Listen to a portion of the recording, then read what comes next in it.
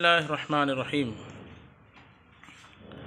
وَإِذَا عُلِمَ أَنَّ جَمِيعَ الْمَسَائِلِ الْأُصُولِ رَاجِعَةٌ إِلَىٰ قَوْلِنَا كُلُّ حُكْمٍ كَذَا يَدُلُّ عَلَىٰ ثُبُوتِهِ دَلِيلٌ كَذَا فَهُوَ ثَابِتٌ أَوْ كُلَّمَا وُجِدَ دَلِيلٌ كَذَا دَالٌ عَلَىٰ حُكْمٍ كَذَا يَثْبُتُ ذَلِكَ الْحُكْمُ۔ علماء یہاں لکھا ہوا علاوید، یہ ہوتی ہے عبارت میں غلطیاں۔ علماء اس کی جزا ہے، کس کی؟ اذا کی جزا، اذا علماء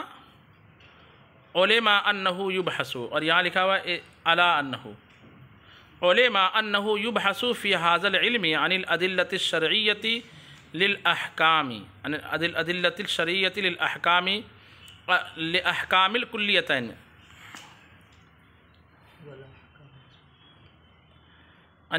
یہاں لکھا ہوا عن الادلۃ الشرعیۃ لاحکام الکلیتین، اور یہاں عن الادلۃ الشرعیۃ والاحکام، ٹھیک ہے، یہ درست، یہ عبارت درست ہے، والاحکام الکلیتین من حیث ان الاولی مثبتۃ للثانیہ والثانیۃ ثابتۃ بالاولی، والمباحث التی ترجع الی ان الاولی مثبتۃ للثانیہ والثانیۃ ثابتۃ بالاولی، بعضها ناشئة عن الأدلة وبعضها ناشئة عن الأحكام، فموضوع هذا العلم الأدلة الشرعية والأحكام، إذ يبحث فيه عن العوارض الذاتية للأدلة الشرعية وهي إثباتها الحكم، وعن العوارض الذاتية للأحكام وهي ثبوتها بتلك الأدلة، فيجب فيه عن أحوال الأدلة المذكورة وما يتعلق بها الفاء في قوله فيبحث متعلق بحد هذا العلم، أي إذا كان حد أصول الفقه هذا يجب أن يبحث فيه عن أحوال الأدلة والأحكام ومتعلقاتهم، والمراد بالأحوال العوارض الذاتية وما يتعلق بها، وتفاعل الأدلة والضمير في قوله بها يرجع إلى الأدلة وما يتعلق بها هو الأدلة المختلفة فيها كاستصحاب الحال والاستحسان وأدلة المقلد والمستفتي، وأيضا ما يتعلق بالأدلة الأربعة مما له مدخل في كونها مثبتة للحكم أو كالبحث عن الاجتهاد ونحوه۔ یہاں تک کہ عبارت میں یہ کہہ رہے ہیں کہ جب آپ کو یہ پتہ چلا کہ ادلہ شرعیہ بننے کے لیے، اصول بنانے کے لیے آپ کو نہ صرف یہ کہ دلیل میں شرائط کی ضرورت ہے، بلکہ دلیل سے جو حکم ثابت ہوتا ہے اس حکم میں بھی شرائط کی ضرورت ہے۔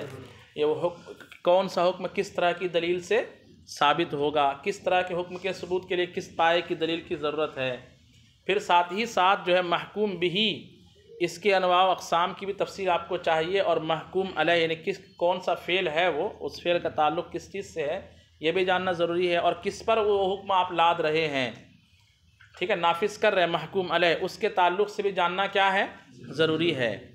تو خلاصہ یہ نکلا کہ اصول فقہ میں دو باتیں ہیں جس سے ذاتی طور پر بحث کی جاتی ہے، نمبر ایک دلیل، اور نمبر دو دلیل سے ثابت شدہ احکام، لیکن یہ دو باتوں میں کچھ اور چیزوں کی رعایت ہوتی ہے کنارے سے، پیچھے جیسے پڑھا نا، دلیل میں کس چیز کی رعایت ہوتی ہے، وہ دلیل منسوخ نہیں ہونی چاہیے، مجتہد نے جس کو دلیل بنایا ہے وہ دلیل جو ہے دوسرے مجتہدین نے جن باتوں پر اجماع کیا اس کے خلاف نہیں ہونی چاہیے، وہ دلیل کے مساوی کوئی دوسری دلیل نہیں ہونی چاہیے، وہ دلیل سے کوئی اور راجح ترین کوئی دوسری دلیل نہیں ہونی چاہیے جو اس کے خلاف ہو، اس طرح تو پھر جو ہے وہ دلیل بنے گا قاعدہ کلیہ، اور اس کے تحت آپ مسائل نکالتے چلے جاؤ۔ سمجھ بات آ رہی ہے؟ پھر جو ہے دلیل سے جو حکم ثابت ہوگا اس سے بحث ہوتی ہے سلسلے میں، کس سے؟ دلیل سے جو احکام ثابت ہوتے ہیں، تو دلیل مثبت ہوتے ہیں اور احکام کیا ہوتے ہیں؟ مثبت، ثابت۔ دلیل ثابت کرنے والی ہیں، اور کس چیز کو ثابت کرتی ہیں دلیلیں؟ احکام کو۔ تو احکام ثابت ہونے والی چیز ہے، تو ایک ہے مثبت اور ایک ہے مثبت، ان کو مثبت نام نہیں دیا، ثابت نام دیا۔ مثبت ہی کیا ہے؟ جو چیز ثابت ہے اس کو آپ کو ثابت کرنا پڑے گا تو وہ چیز کیا ہوگی؟ ثابت ہوگی، تو اس کو یا تو مثبت بول دیجئے یا ثابت بول دیجئے۔ تو ایک ہے دلیل بحیثیت مثبت اور ایک ہے احکام بحیثیت ثابت یا مثبت۔ تو اس علم میں دلیل سے بحث ہوتی ہے بحیثیت مثبت کے، اور احکام سے بحث ہوتی ہے بحیثیت کس کے؟ ثابت ہونے کے۔ اچھا، چونکہ اس دونوں میں شرط لگائی جائے گی کہ دلیل اگر ایسی ہو تو حکم ایسا ثابت ہوگا، اور چونکہ یہاں پر دلیل ایسی ہے اس لیے یہاں پر ایسا حکم ثابت ہوگا۔ یہی نچوڑ، یہی اصول فقہ کا یہی نچوڑ ہے کہ اگر دلیل ایسی پائی جائے جو ایسی ہو تو اس سے حکم ایسا ثابت ہوگا، اور یہاں پر یہ حکم ثابت ہوگا کیونکہ یہاں پر دلیل ایسی ہے۔ جی آ رہی ہے؟ تو دو چیزیں گویا کہ اس علم کا موضوع ہو گئی۔ اس علم کا موضوع کتنی چیزیں ہو گئی؟ نمبر 1 دلیل، اور نمبر 2 احکام۔ دلیل بحیثیت مثبت اور احکام بحیثیت، تو اصول فقہ میں دلیل سے بھی بحث کی جائے گی اور دلیل کے۔ اچھا، موضوع کس کو کہتے ہیں؟ کسی بھی چیز کے موضوع ہونے کا مطلب یہ ہوتا ہے کہ اس چیز کے عوارض ذاتیہ سے اس علم میں کیا کی جاتی ہے؟ تو اس کا مطلب دلیل کے کچھ چیزیں ایسی ہوں گی جو دلیل کے عوارض ذاتیہ ہوں گی، اور کچھ چیزیں ایسی ہوں گی جو عوارض ذاتیہ نہیں ہوں گی۔ ایسی کچھ چیزیں ایسی ہوں گی جو احکام کے لیے عوارض، اور کچھ چیزیں ایسی ہوں گی جو احکام کے لیے عوارض ذاتیہ۔ اس کی انہوں نے 3 تفصیل بیان کی کہ ایک ہے وہ ڈائریکٹ جو جس کا تعلق عوارض ذاتیہ سے، اس سے بحث کی جائے گی۔ ایک ہے کہ ڈائریکٹ وہ چیزیں عوارض ذاتیہ نہ ہو دلیل کے لیے، وہ چیزیں ڈائریکٹ دلیل کے لیے عوارض ذاتیہ، لیکن عوارض ذاتیہ کو ثابت کرنے میں ان چیزوں کا کچھ نہ کچھ دخل ہو، تو جس کا دخل ہو اس سے بھی اس علم میں کیا کی جائے گی۔ اور تیسری چیز ہے کہ نہ تو عوارض ذاتیہ ہو، نہ عوارض ذاتیہ کے ثبوت میں ان چیزوں کا دخل ہو، بلکہ کچھ اور ہو، جیسے ثلاثی ہونا، رباعی ہونا، منصرف ہونا، غیر منصرف ہونا۔ جب عربی میں پڑھیں گے تو یہ ساری باتیں آئے گی کہ نہیں آئے گی؟ تو ایسی صورت میں جو ہے یہ تیسری کیٹیگری کی چیزوں کا اس علم میں بحث نہیں کیا جائے گا۔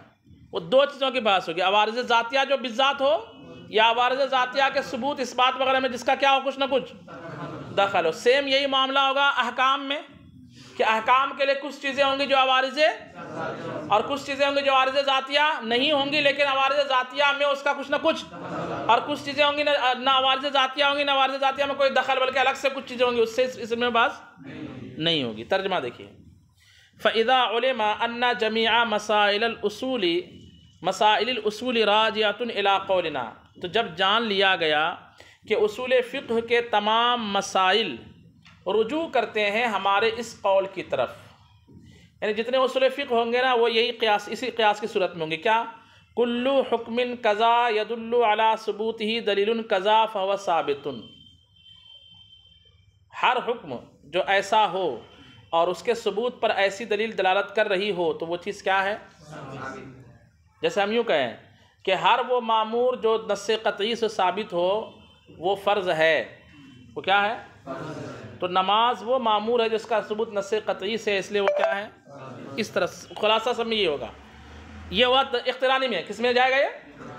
یا استثنانی چلیں گے تو یوں ہوگا، کلما وجد دلیل قضا، جب جب ایسی دلیل، جب نص قطعی پائی جائے، دال علی حکم قضا، جو دلالت کرے اس طرح کے حکم پر، یثبت ذالک الحکم، تو وہ حکم کیا ہو جائے گا؟ یثبت ذالک الحکم، یہ اصل فقہ ہو جائے گا۔ تو جب تمام مسائل اصول فقہ انہی 2 قضیے کی طرف کیا ہے؟ راجع ہے، تو علماء جان لیا گیا انہ یبحث فی ھذا العلم، کہ اس علم میں اصول فقہ میں بحث کی جائے گی نمبر 1 ان ادلۃ الشرعیہ، کس سے؟ ادلہ شرعیہ سے، والاحکام، اور کس سے؟ اور یہاں جو عبارت دی گئی ہے کہ ان الادلۃ الشرعیۃ لاحکام، احکام کے ادلہ شرعیات سے، انہوں نے دونوں کو کیا کر دیا؟ احکام کے ادلہ شرعیہ نہیں بلکہ ادلہ شرعیات سے، اور نتیجہ سب دونوں کا وہی ہے، نتیجہ دونوں کا وہی ہے۔ حلوے کے لیے شکر لے کے آ جاؤ، لیکن کبھی کبھی ایسا نہیں ہوگا، ایک ہے حلوہ لاؤ اور شکر لاؤ، حلوہ لاؤ، اور ایک ہے حلوے کے لیے شکر لاؤ۔ اس کا مطلب حلوہ لائیں گے کیا آپ؟ یہاں پہ حلوہ نہیں لاؤ گے، ٹھیک ہے؟ اچھا، بیگن کے لیے مرچی لاؤ، اور بیگن لاؤ اور مرچی لاؤ۔ جب پہلے آپ کو حکم دیا گیا کہ بیگن لانا ہے اور آج مرچی والی بیگن بنانا ہے، یہ پہلے سے معلوم ہے، تو بیگن لانے کا آپ کو حکم دیا گیا، آپ کو کہنے کا بیگن کے لیے مرچی بھی لانا ہے، اس کا مطلب بیگن بھی لانا ہے اور ہوگا نا. تو ایسے یہاں پہ اگر دلیل شرع کو الگ رکھا جائے احکام کو الگ تو دلیل سے بھی بحث ہوگی اور احکام سے بھی, یا احکام کے دلائل سے بحث ہوگی, مطلب احکام سے بھی اور تو عبارت لگ بھگ دونوں کی مطلب دونوں کا نچوڑ ایک ہو سکتا ہے. الکلیتین جو کتنے کلی ہوں گے؟ دو کلی ہوں گے. دو قاعدے ہمیشہ رہیں گے. کیا؟ من حیث ان الاولی مثبتۃ للثانیہ, اس حیثیت سے کہ پہلی والی کلی دوسرے کے لیے مثبت ہوگی. والثانیتہ ثانیتہ کیوں پڑھا ہم نے؟ انا پر, ان الاولی اولا پر عطف ہے, منصوب ہے وہ اس ہونے کی وجہ سے. والثانیتہ ثابتۃ بالاولی, اور دوسری جو کلی ہوگی وہ پہلے سے کیا ہوگی؟ پہلی کلی سے ثابت ہوں گی, یعنی مثبت ہوں گی. یہ دو چیزوں سے بحث ہوگی. والمباحث التي ترجع الى ان الاولى مثبتة للثانية والثانية ثابتة بالاولى بعضها ناشئة من الادلة الشرعية وبعضها ناشئة من الاحکام. اور وہ بحثیں جو اس کے علاوہ وہ بحثیں جو اس بات کی طرف رجوع کرتی ہے کہ پہلی چیز پہلی کلی دوسری کے لیے مثبت ہے اور دوسری کلی پہلی سے ثابت ہے, تو اس میں کچھ بحثیں وہ ہوں گی جو دلیل شرعیہ سے پیدا ہونے والی ہوں گی اور کچھ بحثیں وہ ہوں گی جو کس سے پیدا ہوں گی. جیسے آپ نے یہ تو کہہ دیا کہ یہ فرض ہے, لیکن فرض ہے تو اس سے پہلے یہ تو سمجھنا پڑتا نا مجتہد کو کہ خاص ہے یا عام ہے, مشترک ہے, معول ہے تو خفی ہے, تو ظاہر ہے تو مشکل ہے, تو نص ہے, سب سمجھنا پڑتا نہیں سمجھنا پڑتا. یہ چیزیں اس کے متعلق ہیں. یہ چیزیں کیا اس کے عام ہے تو عام, خصان البعض ہے, لم یا خصان البعض ہے, حقیقت ہے, مجاز متعارف ہے, حقیقت متروکہ, اس طرح ساری چیزیں ذہن میں رکھتے ہوئے حکم ثابت ہوتا ہے کہ یہ تمام چیزوں کو ذہن میں رکھتے ہوئے یہ چیز فرض ہے. تو فرض حکم ہے اور اس کی دلیل وہ دلیل ہے نص قطعی, لیکن ان دونوں سے پہلے وہ نص قطعی ہے تو اس میں وہ لفظ جو ہے خاص ہے کہ عام ہے کہ مشترک, اس طرح بحثیں کرنی پڑتی نا اس سے. یہ خاص ہونا عام ہونا یہ اگرچہ بذات دلیل اور احکام نہیں ہے, لیکن اس کا تعلق ضرور دلیل اور احکام سے ہے, اس لیے خاص اور عام کی بحثیں بھی اصول فقہ میں ہوگی. یہ وہ بحثیں ہیں جو عوارض ذاتیہ میں سے اگرچہ نہیں ہے, لیکن عوارض ذاتیہ کے ثبوت میں اس کا کیا ہے؟ دخل ہے. اس لیے انہوں نے کہا کہ دو چیزیں ہیں, نمبر ایک دلیل اور احکام, اور نمبر دو وہ بحثیں جو رجوع کرتی ہے اس بات کی طرف کہ پہلی کلی یہ دوسری کو ثابت کرنے والی اور دوسری پہلی سے ثابت شدہ ہے. تو وہ بحثیں بعض وہ ہوں گی جن کا تعلق کس سے ہوگا؟ ادلہ شرعیہ سے, و بعضها ناشئۃ عن الاحکام, اور بعض کا تعلق کس سے ہوگا؟ احکام سے ہوگا, یا بعض احکام سے پیدا ہونے والی بحثیں ہوں گی. فموضوع هذا العلم الادلۃ الشرعیۃ والاحکام, تو اس علم کا موضوع کیا کہلائے گا؟ ادلہ شرعیہ اور احکام. کیوں؟ اذ یبحث فیہ عن العوارض الذاتیہ للادلۃ الشرعیہ, اس لیے کہ اس میں ادلہ شرعیہ کے عوارض ذاتیہ سے کیا کی جاتی ہے, اور ادلہ شرعیہ کے لیے عوارض ذاتیہ کیا ہے؟ وہی اثباتها للاحکام, وہی کہ دلیل کو احکام کے لیے کیا کرنا؟ ثابت کرنا. اس سے بحث کی جاتی ہے کہ یہ دلیل اس حکم کے لیے ثابت ہے. اور عن العوارض الذاتیۃ الاحکام, یا ان عوارض سے بحث کی جاتی ہے جس کا تعلق کس سے ہو؟ احکام سے ہو. احکام کی عوارض ذاتیہ سے بحث کی جاتی ہے, اور احکام کے لیے عوارض ذاتیہ کیا ہے؟ وہی ثبوتها بتلک الادلہ, اور احکام کے لیے عوارض ذاتیہ یہ ہے کہ احکام کا ثبوت کس سے ہوتا ہے؟ تو اثبات ادلہ اور ثبوت احکام, اس بات یہ دلیل کے لیے عوارض ذاتیہ ہے اور ثبوت احکام کے لیے, اور اس بات و ثبوت سے ہی بحث ہوتی ہے اس علم میں. خلاصہ ہم یہ کہہ سکتے ہیں کہ اصول فقہ میں اثبات ادلہ للاحکام اور ثبوت احکام عن الادلہ من الادلہ, اسی سے بحث ہوتی ہے. سمجھ گئے بات کو؟ اثبات ادلہ للاحکام, احکام کے لیے کیا کرنا؟ دلیل ثابت کرتے چلے, یہ حکم ہے اس کی یہ دلیل, یہ حکم ہے اس کی یہ دلیل, یہ ثابت کیا جاتا ہے اصول فقہ میں. اور دوسری چیز دلیل سے احکام کا ثابت ہونا, ثبوت الاحکام من الادلہ, دو چیزوں سے بحث ہوتی ہے. ٹھیک ہے. فیبحث عن الاحوال الادلۃ المذکورۃ وما یتعلق بها, یہ وما یتعلق بها میں وہ جو میں نے کہا عام خاص وغیرہ. تو پہلی والی جو صورت ہے یعنی کیا؟ ادلہ مذکورہ کے حالات سے اس علم میں بحث کی جاتی ہے، وما یتعلق بہا، اور کس سے بحث کی جاتی ہے؟ یعنی ڈائریکٹ وہ عوارض ذاتیہ تو نہ ہو، لیکن عوارض ذاتیہ سے اس کا کچھ نہ کچھ تعلق ہو۔ اب یہاں پہ کچھ نحوی باتیں، فَيَجِبُ میں فا کس لیے ہے؟ وہ جزائیہ ہوتا ہے نا، جزائیہ، تو کہا کہ اس کی شرط کہاں بھی ہے؟ فا جزائیہ ہے، تو کہتے ہیں الفاء فی قولہ فیبحث، یبحث، ان کے قول یبحث میں جو فا ہے متعلق بحد ھذا العلم، اس کا تعلق کس سے ہے؟ حد ھذا العلم سے، کس سے اس کا تعلق ہے؟ یعنی کیا مطلب؟ شرط یوں نکالیں گے، اذا کان حد اصول الفقہ ھذا یجب فیجب ان یبحث فیہ، یوں عبارت نکالیں گے کہ جب اصول فقہ کی یہ تعریف ہے، جب اصول فقہ کی یہ تعریف ہے تو واجب ہے کہ اس میں بحث کی جائے، کس چیز سے؟ ادلہ مذکورہ کے حالات اور ان کے متعلق کے حالات سے۔ تو فعل آنے کی یہ وجہ ہے کہ اصل میں یہ شرط مقدم جو مقدر ہے، جو کیا ہے؟ شرط جو پہلے ہے اور وہ مقدر ہے، اس کی یہ کیا بن رہی ہے؟ ترکیبی اعتبار سے جزا۔ یہ ہوا کہ عام پکڑتے پکڑتے اچانک املی ہاتھ میں لے لیتے ہیں۔ یہ طریقہ ہے مفسرین کا، جو شارحین کا، کہ وہ مثال کے طور پر قرآن پاک کی تفسیر کرتے کرتے اچانک صرفی نحوی تحقیق کرنے لگتے ہیں، اچانک منطقی بحث لا دیتے ہیں بیچ میں، ہوتا ہے کہ نہیں ہوتا ایسا؟ تفسیر کر رہے ہیں تو اس کا تعلق شائع نزول سے، لفظ کے معنی کی تعین وغیرہ سے، اچانک وہ کچھ اور چکر میں چلے جاتے ہیں۔ تو یہ اس وقت کرتے جب ان کو لگتا ہے کہ یہاں پر طالب علم یا پڑھنے والا قاری پریشان نہ ہو جائے، تو وہاں پر ٹاپک سے ہٹ کر کے دوسرے فن پر بھی وہ لا دیتے ہیں باتیں، اور وہ ایک طرح سے بتانا بھی چاہتے ہیں کہ مجھے یہ مت سمجھنا کہ میں صرف اسی میں ماہر ہوں، ہے کہ نہیں؟ یہ معاملہ کہاں ہوتا معلوم ہے؟ تو مختصر المعانی میں بہت ہوتا ہے، مختصر المعانی میں جو ہے نا بہت ہوتا ہے۔ چلیں، تو کہتے ہیں کہ اے اذا کان حد اصول الفقہ ھذا، جب اصول فقہ کی یہ تعریف ہو گئی، فیبحث فیہ، یوں عبارت ہوگی، یجب ان یبحث فیہ، تو واجب ہے کہ اس میں بحث کی جائے، عن احوال الادلۃ والاحکام، کس چیز سے؟ ادلہ اور احکام سے، ومتعلقاتہما، اور کس چیز سے؟ متعلقات سے۔ اب کہتے ہیں والمراد بالاحوال العوارض الذاتیہ، احوال سے مراد یہاں کیا ہے؟ ان کے عوارض ذاتیہ۔ وما یتعلق بہا، پھر نبی بس، وما یتعلق بہا، وہ جو عبارت اوپر ہے وما یتعلق بہا، کہتے ہیں عطف علی الادلہ، اس کا عطف کس پر ہے؟ معنی یہ ہوگا کہ اس میں ادلہ مذکورہ اور اس کے متعلقین کے حالات سے، یہ معنی نہیں کریں گے اگر اس پر عطف نہیں مانے، یعنی کوئی ہو سکتا ہے کہ احوال پر عطف مانے، کس پر؟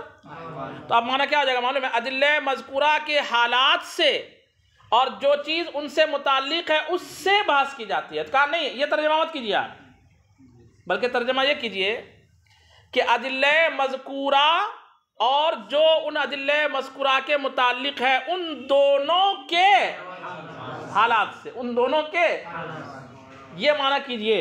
سمجھ میں بات آ رہی کہ نہیں آ رہی ہے؟ تو عطف اس لیے بیان کر رہے ہیں کہ وما یتعلق بہا عطف علی الادلہ، ما یتعلق بہا کا عطف کس پر ہے؟ بولو بھائی، ادلہ پر ہے، یعنی ان احوال الادلۃ، یعنی ما یتعلق بہا مضاف الیہ کے حکم میں ہے کہ مضاف کے حکم میں؟ بولیے، مضاف ترکیب جو ہم کریں گے تو ان حرف جار احوالی مضاف، احوالی الادلۃ المذکورہ موصوف صفت سے مل کر کے معطوف علیہ، معطوف، اور ما یتعلق بہا صلہ موصول مل کر کے معطوف، اب معطوف علیہ معطوف سے مل کر کے کیا بنا دیں گے؟ اب مضاف الیہ احوال کا، یوں ترکیب کریں گے۔ اور کچھ نایاب باتیں بیان کر رہے ہیں، والضمیر فی قولہ بہا یرجع الی الادلہ، اور بہا میں جو ہا ضمیر ہے وہ کدھر لوٹ رہی ہے؟ ادلہ کی طرف لوٹ رہی ہے، مذکورہ اسکورہ کی طرف نہیں لوٹانا ہے آپ کو، ٹھیک ہے؟ یا احوال کی طرف، یعنی کوئی یہ نہ سمجھے کہ وما یتعلق بہا ان حالات سے جو چیز متعلق ہے ان سے بحث کی جائے گی، نہیں، بلکہ ان دلائل سے جو چیزیں متعلق ہیں ان کے حالات سے بھی بحث ہوگی۔ تو یرجع الی الادلہ، ٹھیک ہے؟ وما یتعلق بہا، کہہ رہے ما یتعلق بہا، جو چیز ان ادلہ مذکورہ سے متعلق ہے، اس سے کیا مراد ہے؟ اس سے کیا مراد ہے؟ کہتے ہیں کہ المختلف فیہا، یہ اس سے مراد وہ دلیلیں ہیں جو مختلف فی دلیل ہوتے ہیں مجتہدین کے نزدیک، کیا ہوتی ہے؟ یعنی ایک دلیل وہ ہے کہ جو پرفیکٹ ہاں کہ یہ دلیل بننے کے لائق ہے، اور ایک دلیل وہ ہے کہ بعض کے نزدیک دلیل بنتی ہے اور بعض کے نزدیک، تو ایسی چیزوں سے اصول فقہ میں کیا کی جاتی ہے؟ بولیے، کالاستصحابی والاستحسانی وادلۃ المقلد والمستفتی، جیسے استصحاب، استحسان اور ادلہ مقلد اور ادلہ مستفتی، یہ چیزیں کہلائیں گی ان ادلہ مذکورہ کے متعلق کے حالات، ان کے حالات سے اگر بحث کریں گے تو استصحاب کیا ہے؟ استصحاب کہتے ہیں زمانے ماضی میں جو چیز ہو چکی ہے اس کو زمانے حال پر قیاس کرنا۔ استصحاب جو ہے یہ احکام کے لیے مثبت ہوتے ہیں یا نہیں ہوتے ہیں، یہ اختلافی بحث ہے۔ زمانے حال گزشتہ میں جو چیز ہو چکی اس کا اعتبار کب کرنا؟ ابھی کرنا، زمانے حال میں یا مستقبل۔ اس کی مشہور مثال، کسی کا شوہر گم ہو گیا، کسی کا شوہر گم ہو گیا، تو گم ہو گیا پتہ ہے، اس کو مفقود الخبر کہا تھا۔ گم ہونے سے مراد یہ ہے کہ پتہ ہی نہ چلے، یہ نہیں کہ گم تو ہو گیا لیکن روز فون بھی آ رہا ہے، تو وہ مفقود الخبر نہیں ہے، یعنی یہ پتہ نہیں کہاں ہے لیکن ہے، تو وہ گم نہیں ہے، وہ موجود ہے، ٹھیک ہے؟ مفقود الخبر کا مطلب پتہ ہی نہیں، زندہ ہے، مر گیا، کہاں ہے، کچھ پتہ نہیں، نہ کسی نے دیکھا، نہ کوئی خیر خبر اس کی آ رہی ہے۔ ایسا شخص جو ہے زمانے ماضی میں گم ہو چکا، ٹھیک ہے؟ اب جو ہے وہ یہ اس کا گم ہو جانا، اب اس میں استصحاب ہے کہ اب جب گم ہو گیا تو مثال کے طور پر اس کے باپ کا انتقال ہو گیا، اس کے باپ کا، اور اس کی بیوی ابھی موجود ہے، تو اگر آپ اس کے باپ کا ورثہ، اس پراپرٹی اس کو حصہ ملے گا کیا کہ نہیں ملے گا؟ مثال کے طور پر جو مرا باپ، اس کا ایک بھائی اور اس کا وہی ایک بیٹا تھا جو گم ہو گیا، مفقود الخبر ہے، تو مرتے وقت جو ہے کیا یہ کہا جائے گا کہ جو گم ہوا ہے چونکہ اس کا بیٹا اور ابھی پتہ نہیں زندہ ہے یا مرا ہے، اس لیے جو ہے اس کے لیے پراپرٹی بچا کے رکھا جائے، یا بطور اسباب بھائی پورا لے لے گا؟ بیٹا ہے تو بیٹا اسباب بنتا ہے، اصحاب فرائض کو دینے کے بعد پورا کون لے لیتا ہے؟ بولو بھائی، اسبا لے لیتا ہے۔ اصحاب فرائض اس کا فرض اگر جو کوئی نہیں تھا تو اب پورا مال کون لے گا؟ اسبا۔ اسبا میں بیٹا ہے اور بھائی ہے، اگر بیٹا ہوتا تو بھائی کو کچھ، لیکن بیٹا ہے تو کیسا ہے؟ مفقود الخبر ہے نا، یہی مان رہے ہیں نا، ایک فرضی صورت مان رہے ہیں، مفقود الخبر ہے، تو پورا مال کس کو ملے گا؟ کیا بیٹے کے حق میں یہ استصحاب مثبت ہوگا؟ تو اگر استصحاب کو جو لوگ مثبت مانتے ہیں، ثابت کرنے والا حکم کو ثابت کرنے والا مانتے ہیں، تو اب جو ہے زمانے گزشتہ میں اس کا گم ہو جانا یہ اس بات کو ثابت کرے گا کہ باپ کی پراپرٹی بچا کے رکھی جائے گی اور اس کا ہوگا، کس کا ہوگا؟ اور امام اعظم ابو حنیفہ کہتے ہیں کہ نہیں، استصحاب جو ہے یہ دافع احکام ہے، مثبت احکام، یعنی پہلے جو اس کے لیے احکام ثابت ہو چکے ہیں اس کو دفع کرتے رہے گا، لیکن نیا حکم اس کے لیے کوئی ثابت نہیں ہوگا، سمجھیے بات کو۔ تو جو اس کی بیوی ہے وہ بیوی رہے گی، جو اس کی بیوی ہے وہ بیوی رہے گی، لیکن جو پہلے وہ وارث تھا، پہلے وہ باپ کا بیٹا تھا نا، اب باپ مر گیا تو اب وہ وارث ہو گیا، تو یہ نیا حکم ثابت کرنا ہوا کہ نہیں ہوا؟ تو یہ نیا حکم اس کے لیے ثابت نہیں ہوگا۔ تو استصحاب کو بعض لوگ کیا مانتے ہیں؟ مثبت حکم مانتے ہیں، اور بعض لوگ تو اصول فقہ میں استصحاب یہ وہ دلیل ہے جس کے مثبت ہونے نہ ہونے میں کیا ہے، اس پر بھی کیا ہوتی ہے اس علم میں، کہ اگرچہ دلیل نہیں لیکن دلیل سے کچھ نہ کچھ اس کا تعلق ہے نا، دلیل کی حیثیت سے ہے وہ، اگرچہ مختلف ہے، اس سے بھی بحث ہوگی۔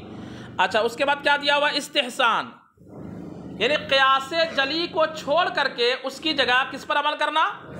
قیاس خفی کو استعمال، کیا قیاس خفی کو اپنانا۔